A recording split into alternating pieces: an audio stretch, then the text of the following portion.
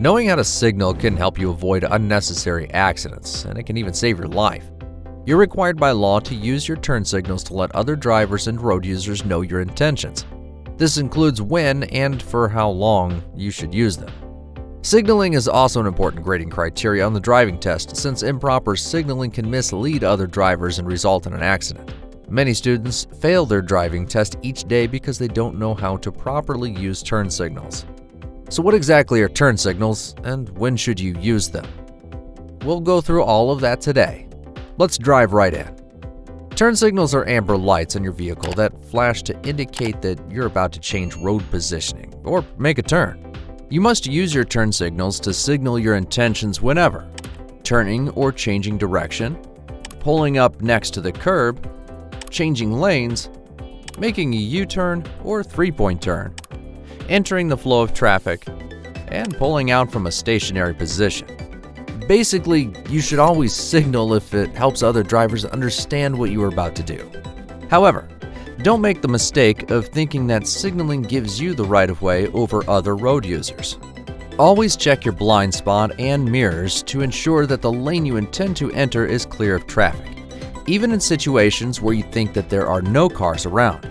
Remember, it's the vehicle you don't see that presents the greatest danger, like a motorcycle. Okay, so for how long should you signal then? You must always signal for long enough to give sufficient warning to other road users. What this means is that you should generally signal for at least 100 feet before turning, and signal at least 5 seconds before changing lanes. This will ensure that all road users know your intentions well in advance and can prepare for them. On the driver test, you'll want to signal your intentions early on so your examiner sees that you are a safe and responsible driver. Now, this is where it can get a bit tricky. The thing is, you don't want to signal early in all cases.